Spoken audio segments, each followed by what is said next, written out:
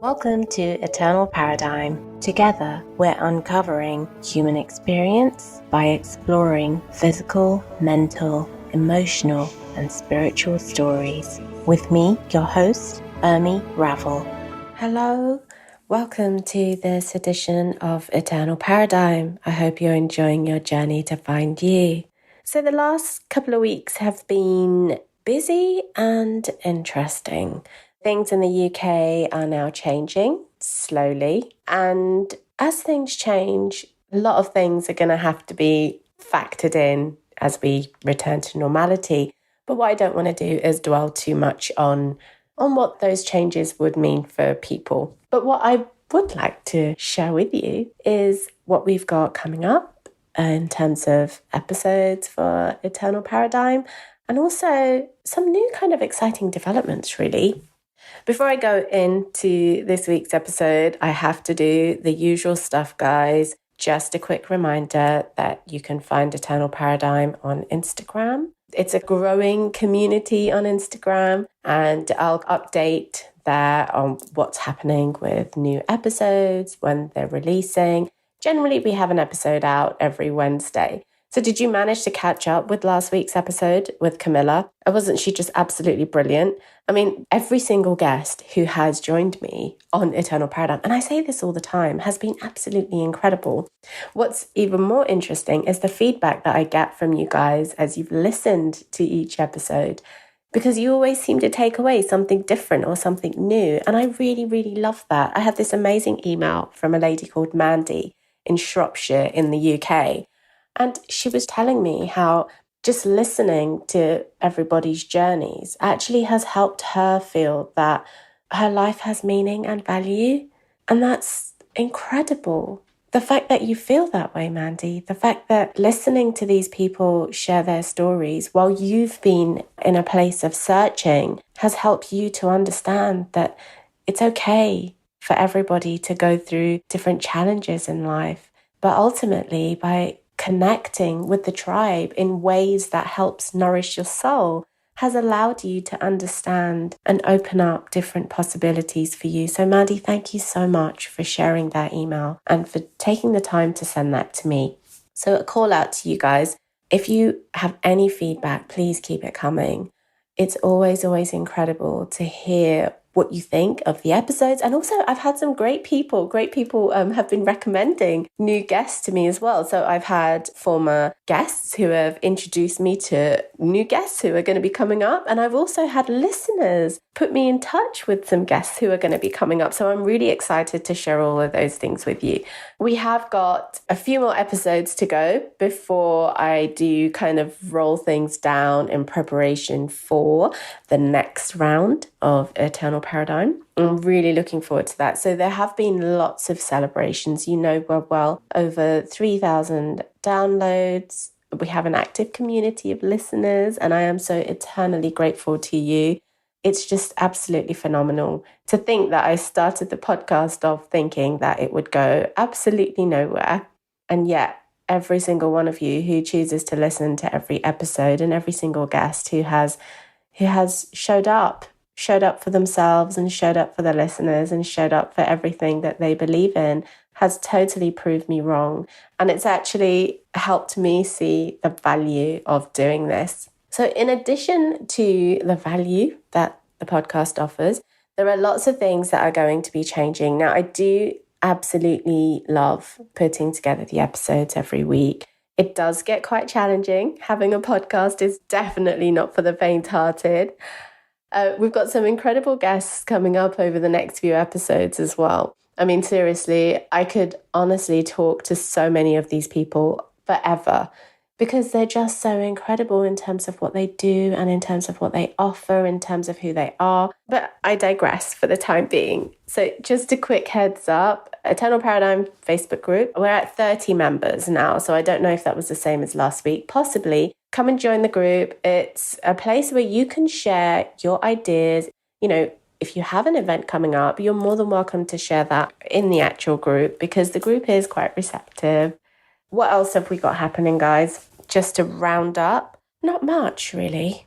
This episode is actually very close to my heart. And it's a very personal episode. If you have been listening to all of the episodes, and for those of you who know me, you know that there have been challenges that have kind of sprung up in life. And for those of you who don't know me, I'm just like you. Things have happened, things haven't potentially have gone to plan, but actually I'm in a different place now. What this different place has allowed me to really, really do and see is to understand how incredibly amazing it is and how powerful we are as individuals once we uncover and unlearn and actually work on connecting with what really makes our own heart sing. Everything else does fall into place. It hasn't been an easy ride, and it's still not. There are still very difficult days, very difficult moments, but I understand that the dark and the light now serves a purpose. One of the people that I am absolutely grateful to and for in this life of contrast and this life of seeking fulfillment is my husband. So we've been together for quite a few years now, and he has been an absolute rock. He's truly incredible. He has been my teacher in so many ways, and I have probably been, I don't want to say I've been a nagging wife, because I don't think I have been, but there we go. But yeah, he's been an absolute superhero for me, because he's shown me how incredible it is to be able to look at a person and to consistently and constantly, and even in the darkness, even in the light, just to see their potential. And that is what has been truly phenomenal about kind of our relationship, because ultimately we are friends and we are companions before anything else. And, you know, above all of that, we're humans and we believe in connecting with the soul. This episode is a snapshot, really, of a conversation that I had with my husband, Rohit Raval. And it came about because I really wanted to understand more about him. And it's really important because we go into all different types of relationships and we don't honestly and truly spend enough time really getting to know this person and what makes them, what's made them who they are today, and who is it that they are so desperately or wanting to be, that they are yearning to be. And that's what really prompted me to have this conversation with him. Last week, the episode with Camilla was also really, really significant because her work is with parents who have been conditioned to create an imbalance in their parenting relationship with their child. And when we then grow up and enter into relationships, we carry this imbalance on. Last week, I was at an incredible event for the RTT. So for those of you, again, who don't know, I am now officially a licensed RTT therapist and a hypnotherapist. And last week, when I was at this event, at this Anxiety Forum, Marissa Peer, who is the founder and the teacher of RTT, in her thing, she was saying that when parents don't love their children, the child doesn't stop loving their parents, they actually stop loving themselves. That really kind of got me thinking about Camilla's episode. But also what came up from that is when a child is growing up, every parent has good intentions for their child, but it's the outside world that often causes incredible anxiety for the child growing up. But because they don't know any different, or they haven't really been taught another way, they carry a lot of that baggage into their life afterwards. And so for my husband's unlearning experience, equality and inequality has been such a big part of that. And the balance of like male and female energies has also been quite significant in his journey. So here I'm really, really happy to bring to you a snapshot of our conversation. And just to add that Eternal Paradigm is now going to be available on various different other platforms. So I don't know if you've heard of Audia, but it's great. It's like YouTube for audio. Because I haven't really ventured into having video for the podcast, the audio has been so well received and the video is going to be happening. But if you have a look and Google Audia, you will get access to another platform. So by the end of August, you will be able to hear more content from Eternal Paradigm. And it will actually be digestible episodes, which will become available to you. And the reason I say that this is a snapshot of our conversation is because there are snapshots of many conversations that are going to become available on different platforms. However, for the time being, I'm really, really pleased and excited to bring to you the love of my life, Rohit Raval. When you say that inequality and feeling singled out based on the bullying, is that what made you realize that there's no such thing as a kind of a push and pull, or not so much of a push and pull, but made you realize that it's not whether it's a female or a male or anything, it's just purely the fact that when people make you feel singled out, that level of inequality that you feel is unforgiving. Totally, because some people aren't as, I don't think I would say I was strong. I genuinely have 3-inch skin, thick skin. I don't know how I put up with it, but some people can't, and some people haven't.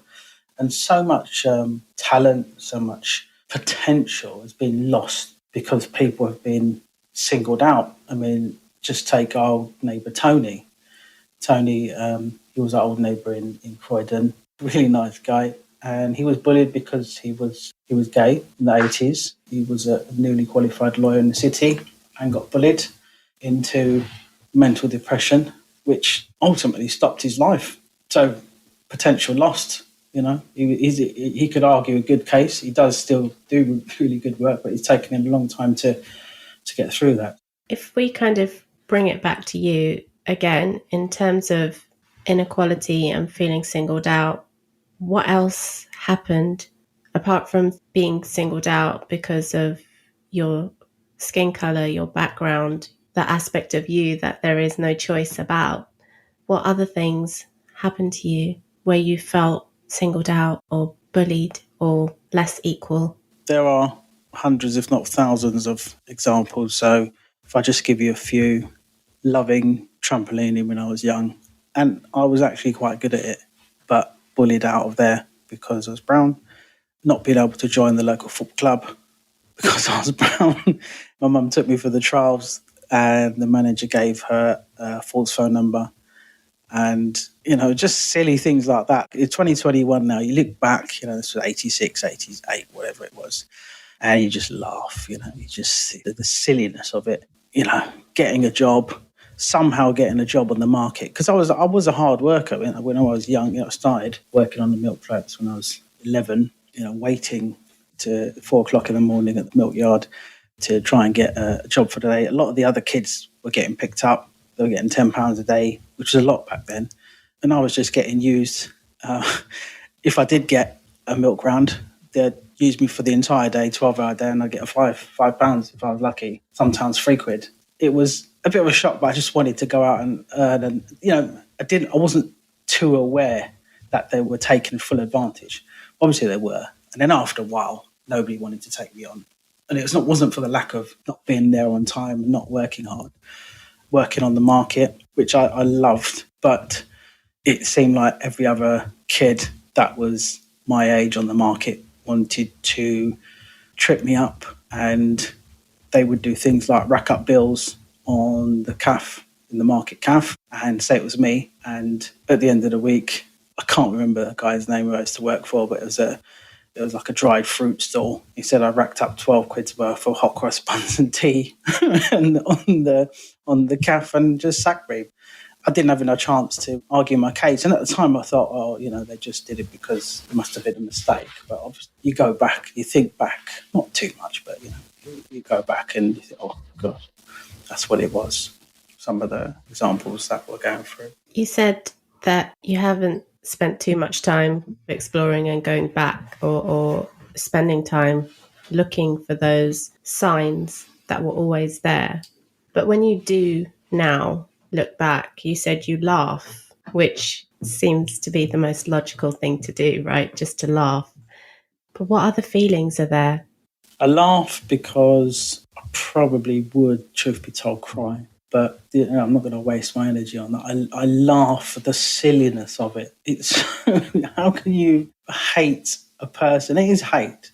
How can you hate a person that much that you would want to, you know, just use and abuse? And it's probably a strong word. I don't know if that can be used or not. But it was how it's just totally alien that you can hate another person that much, and they've done nothing. As far as I was concerned, I joined in. I was never trying. I was stuck out like a sore thumb. I did what everybody else did, not because that's what I'm doing. I was a regular kid, just in brown skin.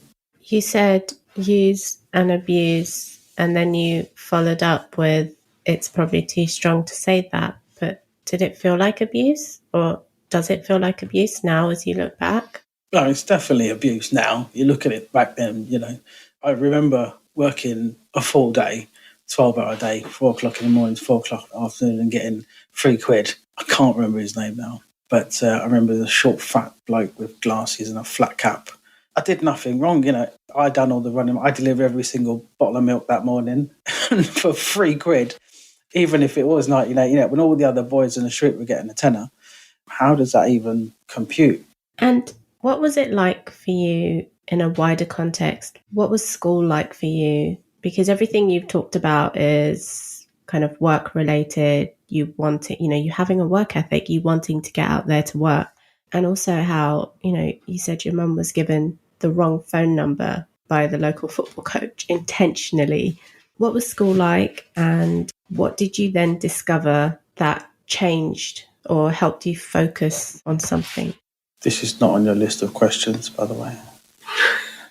Just saying. I'm allowed to add in extra questions. Yeah, when we went for the football trials, I was so excited because one of the friends in my school said, we all play for Friends Community Boys, so why don't you come up? And it was great. I went up there and I was so excited that I was getting into a team, possibly. But looking back at that specific example, I remember the coach just wasn't paying any attention. I remember my mum being quite anxious and a bit annoyed, but not trying to look annoyed at the time because he wasn't paying any attention to her. I was trying to show my skills, but I was just excited to be there, And he just reeled off some stupid phone number. Although Mum didn't remember it, I remembered it, and it didn't work. I asked, can I ring the number? I think she knew what was going on, but probably didn't want me to dial the number. But I did dial the number quite a few times. I was like, it's not working. And the next day, went into school. What happened? How come? Still blind and oblivious. And it was just fobbed off, like, you're not good enough. I was like, this just. I thought it was a club so we could train and become better, but it was all fobbed off after that. So, like I said, it was a knockback of hundreds of knockbacks. That just didn't knock me down. It didn't knock me down. I don't know why it didn't knock me down. I don't know why it didn't deter me. I don't know why it didn't break me. If you go back to all of the examples of things like that, I just don't know why it hasn't knocked me back, but it didn't. So, on to your next question. How was it at school? I can't really swear, can I? It's fucking awful. It was fucking awful. I hated it. I didn't mind primary school so much. We call it the infant school. Infants was cool. I had a black teacher, Miss Carroll. I still remember to this day, Miss Carroll. She told me I was brown, and it's making me a bit emotional now. But it was in a sea of white. Miss Carroll told me I was brown, and I was like, what the fuck? I couldn't understand. I was like, because I honestly thought I was pink. Because you draw your faces, everybody's drawing the faces, and suddenly you're a little bit. I don't know why he was ashamed. I suppose you pushed into feeling that you're not. So you just draw your picture, you're pink. And I was being naughty one day, and I still remember her today. She said she commented on my T-shirt, how nice it was. And I thought, fuck, this kindness, because every other teacher was a CUNT. They were all bastards. But this woman was really nice. And she didn't last there long because I'm sure she felt like, the fuck am I doing here? She disappeared. It was exciting times when she was around. Yeah, infants was okay. Primary was okay. Secondary was just a fucking abysmal, full of... the first year was quite cool. Everybody was okay, everybody's like friends and stuff. And second year, third year, fourth year, fifth year, forget it. It was just a joke. I was hardly ever there. Just because of the physical bullying, it was just relentless sometimes. You just think, what the hell? And it was because, and I wasn't the only brown kid in the school. There was another brown kid, and we were the only two, really. He never got bullied because I considered him to be a bit of a coconut. I know that's a bit of a shit word, but it is what he was. He really used to toe the line when it came to acting up. And I wasn't that. I was just myself. And I think that's partly probably the case. I was always myself. I didn't really give a shit what other people think that much. So he didn't get bullied. So maybe because I did give back verbally, I ended up having to take the physical punishment accordingly. And after a while, you 1 or 2 fights you can handle, like if it's just 1-on-1 or 1-on-2. But these fuckers, they were like, they were always 5, 6, 7, 8, 9, 10. And it wouldn't stop just at the school. It would carry on the way home from school. So you'd end up trying to find all sorts of genius ways to walk home. So, yeah, didn't learn much, but enjoyed the art. In terms of the other person, the other brown coconut who was at school, I guess everyone's experiences of bullying and being singled out are different. And you said that you felt that yours was quite severe, partly because you were yourself. And that's a very, at that age, at that stage, to be clear that that is who you were, just being yourself, it is quite a big thing. From here, definitely I'm interested in looking at the art aspect more. And I love the fact that you had a teacher who, you've mentioned her before several times when we've spoken. So I know how much this lady shifted something quite big, quite deep for you. There's a lot of stuff happening, and you know that we both talk about this as well, around epigenetics and about holding on to ancestral trauma. And for you and me to be, or anybody to be holding on to these lived experiences in our lives, compounded with everything that's happened before us to our nearest families and our ancestral lines, is big. It's deep. It's we live with it. It's in our cells, right? It's in our cell memory. So in terms of everything that you've been through and your realizations and your reflections in your experience, how are you at when it comes to now? Are you feeling any compassion? Are you feeling forgiveness? Are you feeling able to take these things head on and go to those dark places and deal with them, reflect on them, and really let them go to overcome that cycle? It's I'm still digging. Yes, there's a lot of forgiveness there, because one of the biggest bullies that I had was a half Jamaican kid. His dad was Jamaican, his mum was white, divorced, but this boy thought he was not a person of colour, quite frankly, and gave me the hardest time. Yeah, that was crazy. But he obviously had a lot of hurt, or something was going on in his life that made him act the way he did. Kids aren't born by being nasty or vicious. He's learnt that from somewhere, but I don't know. Forgiveness is quite easy. It's just the effects of that digging down. You think, I think we all need to actually address the problem, but that's the hard part, because a lot of that I've just blocked it out. I've blocked it out because nobody wants to dig it up. It's like, remember, I think it was about 4 or 5 years ago, they had a reunion at school, and I was like, what the fuck, serious? And Jamie, the kid that called you, the guy, well, he's a man, obviously, who called you, who's actually a really nice guy. He was one of the, I think, don't get me wrong, I had a few friends at that school, and Jamie was a really nice guy. I just didn't have I couldn't bring myself to call him because of just what it would unearth, because there's still some people there that if I met today, words would be said, even though we're blokes enough, mid-40s with kids and everything, it would kick off because they're just mongrels. They were absolute mongrels. I'm sure they're not now. I'm sure they're all, overprotective of their kids and all the rest of it, watch Peppa Pig, whatnot. But, it needs to be dug out and it needs to be addressed. So obviously I'm working on that, but that's a toughie. You mentioned art at school. Tell us more about that.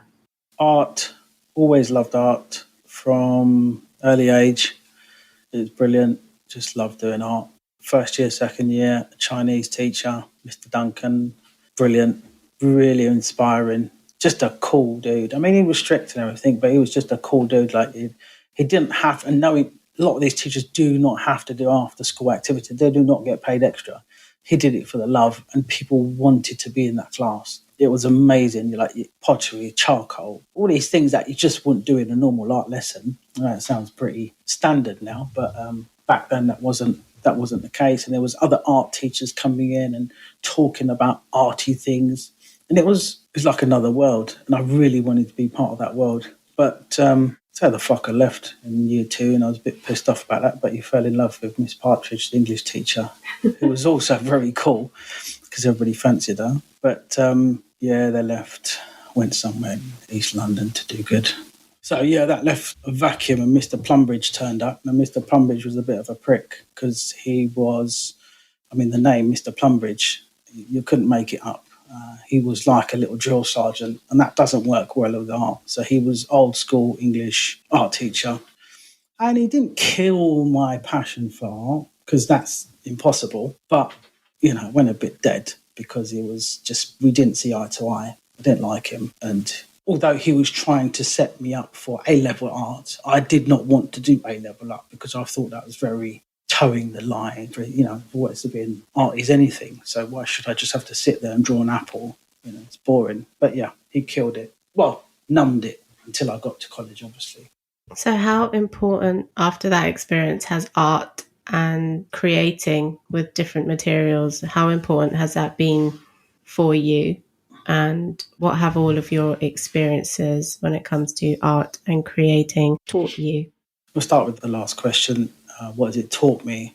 It has taught me, I didn't know this until we started thinking about it, but it's taught me when I'm alone, it's cool. When I'm sketching, when I'm drawing, when I was practicing, you know, art design or something like that, it's like meditation in a way. You get zoned into whatever you're doing, and it's just bliss. I didn't realise how much of a bliss it was when I think back, especially to my college days when you were just art all day, every day, 5 days a week. It was amazing. Put big smiles on faces, on my face.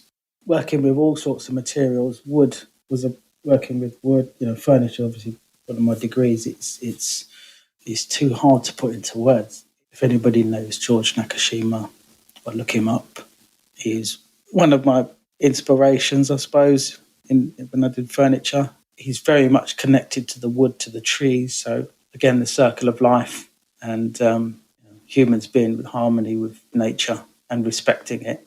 You know, it's taught me a lot that creativity can be applied to anything. It's not just art. It can be applied to any business, life, family. It could be applied to anything. You've got a little bit of art and creativity in you, then it goes a long way. Now I am coming back to two things. Firstly, going back to our line of question that I started with, which was, how do you connect with your female energy? Now, creativity is considered to be part of the female force when it comes to that. I'm just putting that out there. So creative energy is a significant part for you, how you express in life. You also mentioned the whole connection with George Nakashima, wood, and connecting to nature, which is how we really kind of should be living. It's human spirituality. Mm. What is your take on a lot of the stuff that I keep going on about? You know, I'd be interested to know what your take is on human spirituality being ultimately connected to the earth and to a collective soul. Has that been something that's always been there, or is it something that's become more prominent recently? It's definitely always been there, but in the background. It's more and more prevalent now, and you just begin to question more in life. You know, what are we here for? How comes we're here? How come there's no end to the world? How is this even real? How is this, me and you were just sitting here? How is any of this, you know, absolutely real? It's almost, part of me thinks it's a dream. This is all a dream. A nice dream, a very good dream. But it's just, you know, how we're connecting to our bodies now through meditation and vibrations. is it's incredible. And it's sometimes I don't obviously meditate as much as you do, but there's times where I have done, and it's been like a mad high where that vibration's touched, and it's just like whoa. And it's only been for a few seconds, but it's sent me off. And a part of me is actually quite. I know it sounds really. I'm actually quite hesitant, scared with a small s. Yeah, hesitant. It's just that I don't want to end up like a monk because, as much as that's cool, if you want to be a monk, it's cool. It just looks a bit boring to me. So, I do want to dine out in fine restaurants, holiday, play on my motorbike. I'm sure monks can do that as well. But I just, I